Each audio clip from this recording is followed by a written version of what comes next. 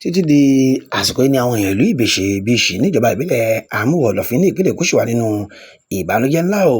Tẹ́rù sì ń bà wọ́n gidigidi lórí wàhálà tó bẹ́ sílẹ̀ láàrin àwọn èèyàn ìlú náà àti àwọn èèyàn ìlú Ìbèṣè gan.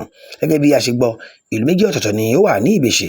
Àwọn kan jẹ́ ìlú Ìbèṣè gan, nígbà tí àwọn apá kejì ń jẹ́ Ìbèṣè beach tàbí Ìbèṣè okun. Ẹnìkan ló kú tí wọ́n fẹ́ sin lọ́jọ́ Ajé Monday ọ̀sẹ̀ yìí, níbi tí wàhálà ti bẹ́ sílẹ̀ nìyẹn o. Nítorí wọ́n sọ pé àwọn èèyàn tó ń gbé ní Ìbèṣè okun kò gba àṣẹ lọ́wọ́ ọba aláyé tó ń darí ìlú Ìbèṣè gan kí ológìsì tó ṣẹ òkú ti sùn ó, dúkìá ti ṣòfò. Bẹ́ẹ̀ ni àwọn èèyàn Ìbèṣè okun ń bẹ̀rù gidigidi. Wọ́n ní àwọn jàǹdùkú kan láti ìlú Ìbèṣè kò jẹ́ kí àwọn fojú lé òrùn mọ́ o, tí wọ́n kó fìtínà tí ńlá ba ayé àwọn lólè tí àwọn bàbá àwọn ti bí àwọn sí láti ọdún tó ti pẹ́ gan. Kódà wàhálà táwọn ìlú méjèèjì ń bára wọn fa ti délé ẹjọ́ o. Báwo ló ṣe ṣẹlẹ̀ gan? Kí sì ni ẹ̀bẹ̀ táwọn èèyàn yìí ń bẹ ìjọba Babájídé Sanwó-Olú? ẹbọ kí ló ń ṣẹlẹ̀ ní Ìbèṣè okun? Kí ló ń ṣẹlẹ̀ ń bẹ báyìí?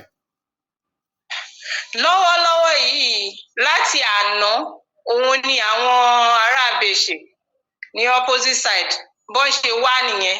Ìgbà tí wọ́n fẹ́ ọ pé ní Saturday yẹn, because wọ́n ní àwọn fẹ́ bẹ̀rẹ̀ òkú kan èèyàn kan tó kú, wọ́n ní pé kán sanwó. Wọ́n ṣáà lọ bẹ̀bẹ̀ pé títí ṣá, just to avoid àwọn embarrassment.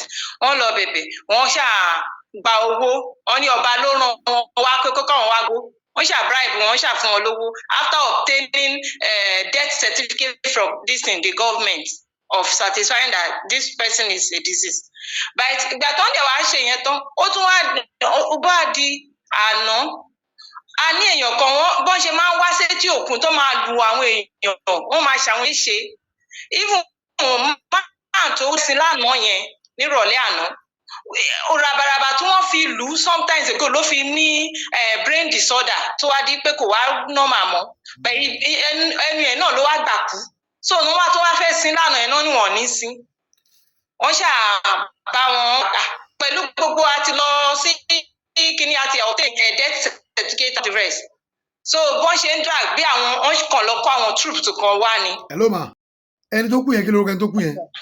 Kí lorúkọ ẹni tó kú? Ẹni tó kú Sàpò. Sàpò ló ń jẹ́? Charles ọ̀nà. Charles ma, ìlú Ìbèṣè okun ṣe é ní baálẹ̀ àbí kábíyèsí ń bẹ ṣe é ní? Ní baálẹ̀ because sometimes ago wọ́n ní issue, so wọ́n ti dethrone baálẹ̀ yẹn. Wọ́n yọ kó bẹ́ẹ̀. Even pàápàá baálẹ̀ yẹn òun ò wá, he is not operating again. Okay. So ọba ti rọ̀ lóyè pé is not part of, it can never be anything. So ever since then it has been that intimidation. So okay, ọba wà ní Ìbèṣè kejì àbí? Bẹ́ẹ̀ ni wọ́n dẹ̀ sọ pé ọba yẹn tó sọ pé káwọn wá máa gba entitlement wọn pé wọn lè sin ẹnì kankan because case yẹn ti wà ní court already. But ṣé ọba okay Ìbèṣè kejì yẹn kí Ìbèṣè kí ló yẹ? Ìbèṣè náà ló yẹ àbọ̀ ṣé kí lẹ̀ ń pè bẹ́ẹ̀ náà? Kí lẹ̀ ń pè ìlú kejì? Ìbèṣè kí nìyẹn? Ìbèṣè town nìyẹn. Ìbèṣè town àbí? But ẹ̀yin Ìbèṣè okun àbí? Ìbèṣè beach bẹ́ẹ̀ ni. But beach yẹn ṣé town náà ló ní beach yẹn? Báwo ni beach ṣe jẹ́? Beach yẹn ti wà, àwọn tiẹ̀ ti wà ń bẹ̀ yẹn based on history because the airways, àwọn airway ló wà ní etí òkun Ìbèṣè. Airway. But ìgbà hello. Ẹ bá mi ṣe ẹ̀sùn báyìí, mo fẹ́ máa rójú yín. Ó dábàá ó yá mo gbọ́ yín. So àwọn airway ló wà ní Ìbèṣè. Okay. Tí à ń gbé Ìbèṣè sí beach yẹn láti ìgbà tí since 18th century táwọn great grandfathers wa tí wọ́n ti dé sí etí òkun yẹn. Okay. So ìgbà tí intimidation yẹn ti wá pọ̀ jù, òun ni wọ́n ní we have to free ourselves because wọ́n wá pè àwọn ọmọ èwe tó jẹ́ ọmọ Oòduà, descendant of Oòduà pé àlejò ni wọ́n. So for that they were now claiming pé àwọn bàbá àwọn ló ní òkun whatever. So when the case become too much, àwọn kan ti kú sí many. So òun ni wọ́n fi sọ pé ìlú tó bá ní ọba àti ìjòyè ó gbọ́dọ̀ ní àkọọ́lẹ̀ tíyàn máa sọ pé òkè a fi lọ tọ́ ìjọba létí severally like that. Ó ti involve so many things but ìsìn wọ́n wá decide, wọ́n wá gbé issue yẹn lọ sí court to just finalize this issue. so based on pé wọ́n lọ sí court yẹn òun ló wá revolve wọn pé because àwọn ti ń sọ mọ́rọ̀ every time pé àwọn máa wá jó àwọn èèyàn àwọn máa wá pa àwọn èèyàn àwọn máa wá ṣe kíní pé àwọn ni bàbá àwọn ló ní they gave themselves different names. So all those things ṣé mo àwọn dẹ̀ ń claim pé léèyàn ní èèyàn ní government léèyàn lówó because gbogbo ilẹ̀ wọ́n ti ta gbogbo ẹ̀ pátápátá. So kíní yẹn sì òun náà ló ṣe ń fa yánpọnyánrin tó wá di pé àná tí à ń sọ̀rọ̀ lọ́wọ́lọ́wọ́ títí di àárọ̀ yìí even ọ̀dọ̀ wa tí ń bá lọ sí ibi tí shop mi wà ẹ máa surprise wọ́n for everything kó àwọn ọjà mi lọ because caterer ni mí. Oh sorry ma ẹ pẹ̀lẹ́ ma so hello ma nínú wàhálà tó yẹ lánàá yẹn sí èní bí èlò ni ẹ̀yin tẹ́ jẹ́ ọmọ Ìbèṣè Òkun tẹ́ ti lose ó fẹ́ tẹ́ èlò. lè estimate because wọ́n jó ilé kanlẹ̀kanlẹ̀ wọ́n ń ṣe àwọn èèyàn léṣe lóríṣiríṣi tó tiẹ̀ pé àwọn kan ń sìn ìbẹ̀rù ò jẹ́ kán lè jáde àwọn kan wà ní hospital bí mo ṣe ń sọ fún yín Navy hospital níbẹ̀ náà àwọn kan sì wà tó kó lápá tí wọ́n ti rí ibi tó bọ́ ṣe máa gbà jáde and we are looking at it pé kí ọwọ́ yẹn máa rọ́tì wọ́n ti kó wọn lápá wọ́n ti ṣe wọ́n léṣe wọ́n tiẹ̀ ti fẹ́ máa bẹ̀rẹ̀ sí máa rùn pàápàá bí mo ṣe ń sọ fún yín yìí. So bó ṣe wá rí mà ẹjọ́ wà ní kóòtù àwọn kan wá ń kógun jà yín wọ́n ń balẹ̀jọ́ ń bọ̀nà jẹ́ kí lẹ fẹ́ sọ fún ìjọba Babájídé Sanwó-Olú àti fẹ́lá gọọmẹ̀ lórí nǹkan tó ṣẹlẹ̀ sí nílùú Ìbèṣè Òkun iṣẹ́ ìlẹ̀ ní fún ìjọba. Nǹkan tí máa sọ fún ni pé ìjọba ló láṣẹ òun ló dẹ̀ lè control kò séèyàn kan tó ju òfin lọ kí wọ́n security conscious I need the security for life and property because wọ́n máa ń wá lóru náà tógun tòrò ló máa fi ń wá tó fi ń wọlé àwọn èèyàn ṣe àwọn èèyàn léṣe. Ẹ mọ̀ pé ibi tí wọ́n bá ti pe orò ìfún ọkùnrin tó bá ṣàwo kò lè jáde. So wàhálà yìí sì. So àdè lóòrò lókun yìí àwọn náà ní èrò so they will come and use it as a vector power over us to vandalize so many things. So wàhálà yìí sì wọ́n ń ṣèyàn léṣe wọ́n ń gbèyàn wọ́n ń jólé wọ́n ń jọ́nà ọdún mélòó ti ń ṣẹlẹ̀ báyìí tó ṣe bẹ̀rẹ̀ àbótiwà bẹ́ẹ̀ tipẹ́tipẹ́. Ó ti wà for long iṣẹ́ mọ̀ tíyàn bá ti yàn títí tó bá dé ògiri because we continue to lose people àwọn èèyàn tó yẹ pé wọ́n ti ṣe léṣe ó kàn máa pọ̀ bí ààbò ara tó bá yà wọ́n máa wá kú rabaraba yẹn náà máa bá kú so ìyẹn tí òun la fẹ́ sọ pé òkè ojú tiẹ̀ tí kí òkúkú lọ síwájú kó adájọ́ kí ìjọba kó dá sí that is justice àti tó wá gbọ́ yẹn òun náà ṣe wá dìde wọ́n ti ní wọ́n involve àwọn because strangers wọ́n involve àwọn kan tó ń sọ pé àwọn ajagun àwọn tó máa ń bá wọn ja ogun gbalẹ̀ a dẹ̀ ní àwọn informant wa láàrin wa ń bí tó jẹ́ àwọn. ẹ̀sùn padà ó yá mo ń gbọ́ yín. A ní àwọn informant wọn tó wà láàrin wa àwọn náà ń fún wọn ní daily information. tọ́jú ọmọ ìlú yín àbí. No tọ́jú ọmọ ìlú wọn ọ̀dọ̀ wọn bẹ̀. tó ń gbé lọ́dọ̀ yín. Farouk ọmọ àìná Músé òun náà wà nù wọn because òun ló máa ń point àwọn tó ń employ yẹn tó ń sọ pé kí wọ́n máa bá wọn tó ń jagun tó ní àwọn ajagun balẹ̀ àwọn náà ń fi ibẹ̀ yẹn Yusuf Mọ̀rúfù òun náà wà ń bẹ̀ ó ní àwọn ọmọ ọlọ́kọ̀ wọn pàápàá yìí tó máa ń pè ní bọ́ọ̀ì kan tó ń pè ní ọmọ Èkó. Nínú wọn bẹ̀ náà bí. Like that like that. But eléyìí gan sì wàhálà tó ń bá yín fà yìí gangan ṣé ọba ìlú Ìbèṣè táwọn ní wọ́n bẹ̀yìn bíṣì fa ni àbáwọn fámìlì gbogbo ló máa ń fa wàhálà. Kò kì í ṣe pé fámìlì gbogbo wọn pátápátá ni wọ́n ní nítorí pé wọ́n gbé wọn lọ sí court pé àwọn bọ́ ṣe gbé wọn lọ sí court yẹn so authority ń sìn torí pé ọba ọ̀dọ̀ wọn ló wà táwọn dẹ̀ fi pé àwọn làwọn ń control why should we ṣe mọ̀ slave tí ó yan ti enslave for a long time tó bá sọ pé ó ti is enough ó wá revolve pé àwọn wá lo violence. Ẹ ṣe mà. So wọ́n dẹ̀ dárúkọ pé ọba Gáúsù Àlàní pé òun ni ó rán àwọn because ìgbà tó fẹ́ gbowó náà wọ́n ní àṣẹ ọba tó ní pé káwọn wá gbowó ni orúkọ wọn náà ń dá. orúkọ kábíyèsí náà ń dá. bẹ́ẹ̀ ni. so kí wàá ní iṣẹ́ tẹ̀yìn ní fún ìjọba kí ni kí ìjọba ṣe báyìí lórí ọ̀rọ̀ tó wà lẹ̀ kí ni kí ìjọba ṣe kí lẹ fẹ́.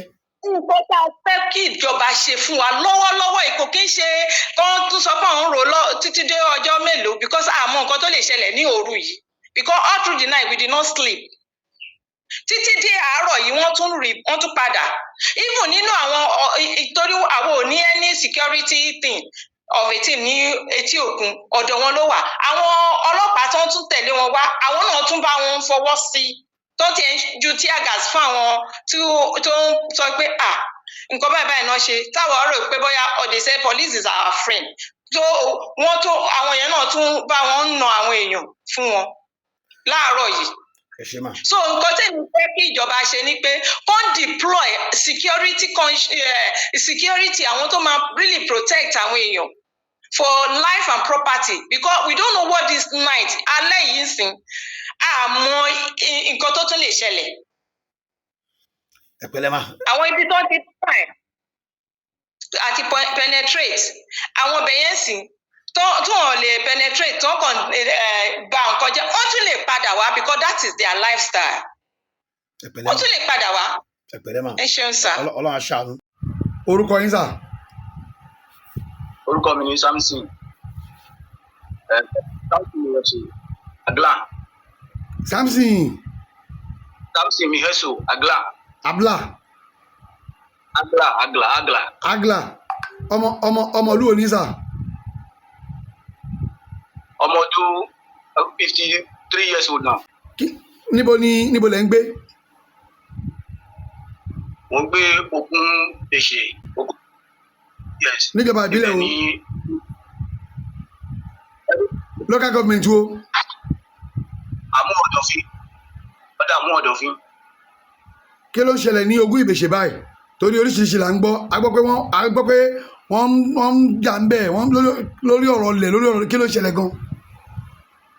ohun tó ṣẹlẹ̀ ni pé ibẹ̀ yẹn ṣe jẹ́ ibi tí àwọn ìran mi wá tẹ̀dó láti 18th century so ọjọ́ mẹ́ta àti last year ní ẹjọ́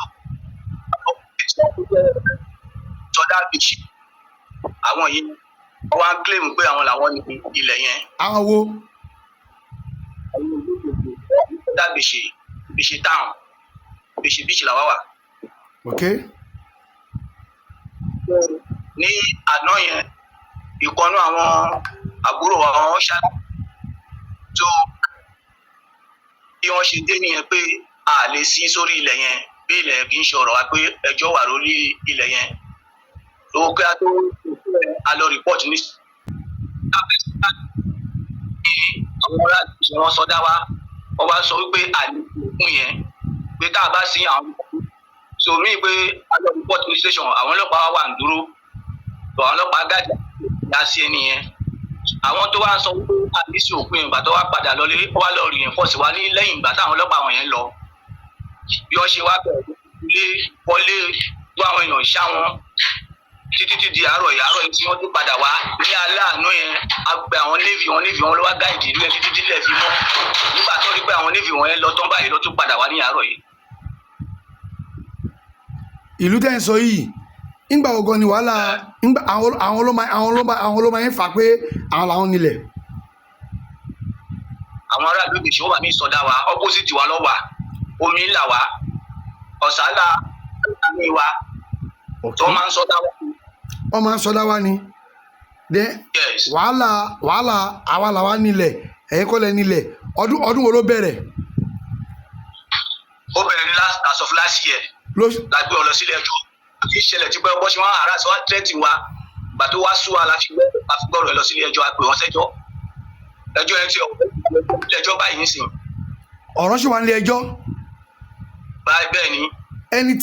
ẹni tó kú yìí kí ló pa á. àárẹ̀ ló pa ó ṣàárẹ̀ ni. wọ́n á lẹ̀ gbọ́dọ̀ sí ṣùgbọ́n ẹ ti padà sí abẹ́ ti sin náà. àti sí. nígbà tí wọ́n á padà wá tó ń ba ilé kẹ́ tó ń bọ̀nà jẹ́ ṣé wọ́n ti ẹ̀ wú òkú ẹ̀ nàbí wọn ò wú òkú ẹ̀. ṣé wọ́n wú òkú àbí wọn ò débi òkú ẹ̀. wọ́n fa wàhálà yẹn mo ní ṣé wọn ò pààyàn rí. kí wàá ni wọ́n ṣe fún yín tábà wá báyẹn ṣé torí mo láwọn ibì kan mo lẹ́gẹ̀ mo rí òbí kan bí ṣé wọ́n yìnbọn ni kí ni wọ́n ṣe. bó ṣe máa ṣe nìyẹn tó bá wá bẹ́ẹ̀ wọ́n lè kún ìyàn pọ̀ kì í ṣe pé ó di gbígbà pé wọ́n pa wọ́n máa ṣá wọn bí ọ̀bẹ gún wọn ìgò bí wọ́n ṣe máa ṣe nìyẹn. so ọmọ ìlú yẹn lẹ́yìn àbí. bẹ́ẹ̀ ni sà. ṣé ibẹ̀ yẹn náà bí í sí. bẹ́ẹ̀ ni sà. ibẹ̀ lẹ̀ ń gbé. àwọn tí wọ́n wà ní àdúgbò yẹn nílùú yẹn kí ni iṣẹ́ wọn tó máa ń ṣe. iṣẹ́ ni bàbá wọn iṣẹ́ àgbẹ̀ ni bàbá wọn fi wá síbẹ̀ lọ́fíà fi tẹ́ lọ.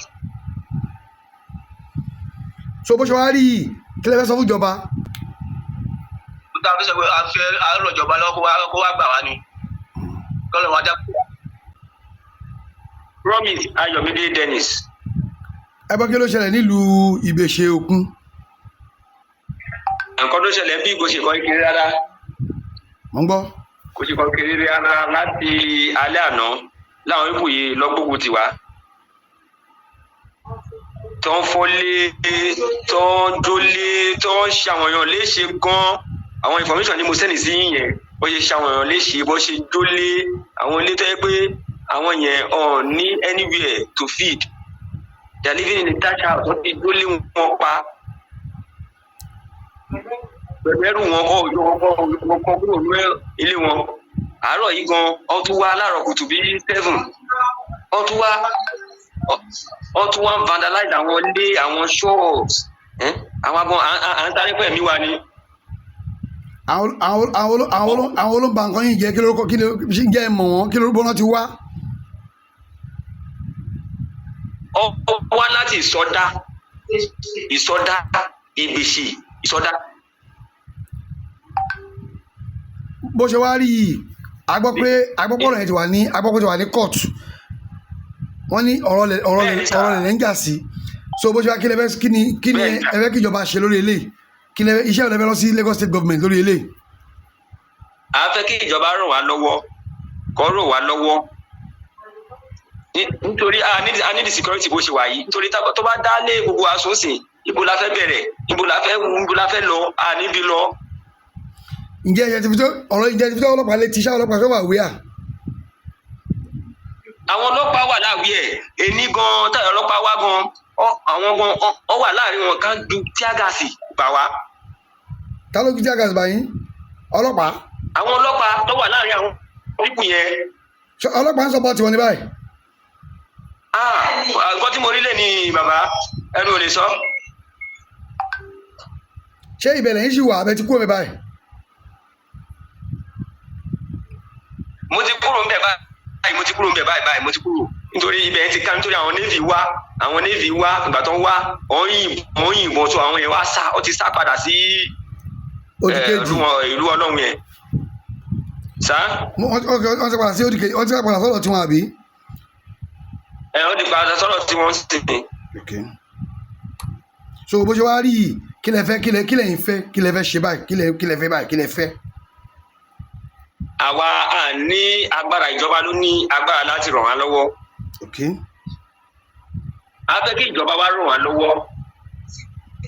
security ogun tó gbé tiwa yìí kí ìjọba kó wá kó fún wa ní security life of property so that ká lè save káwọn ọmọ wa kó save.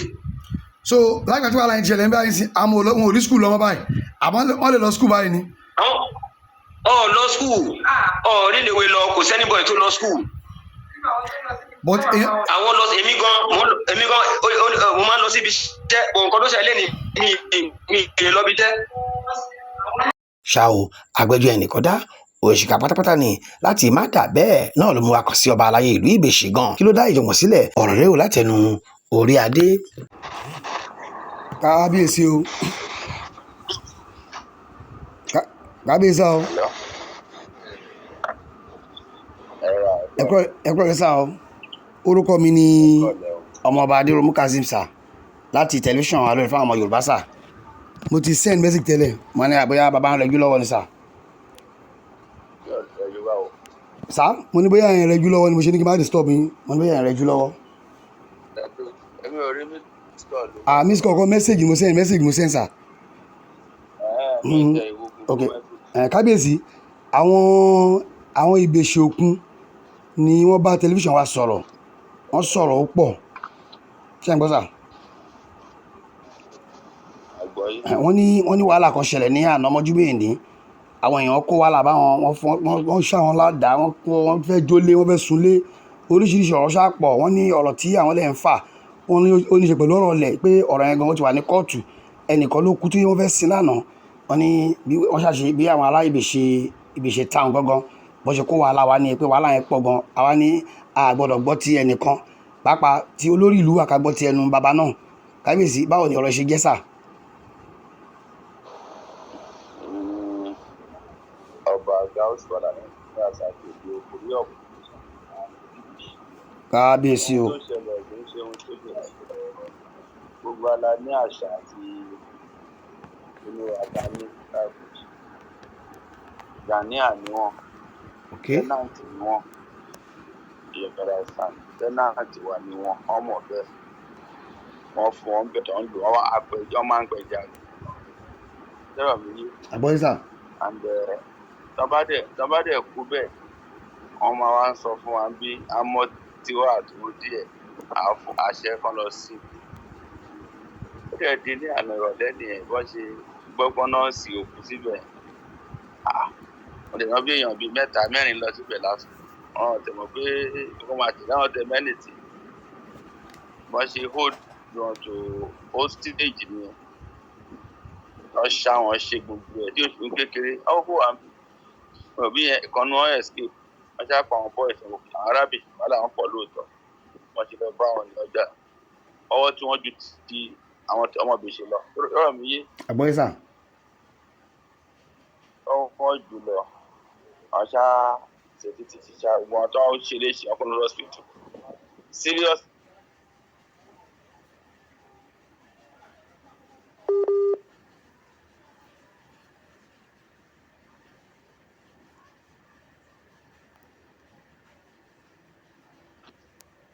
àbọ̀yísà.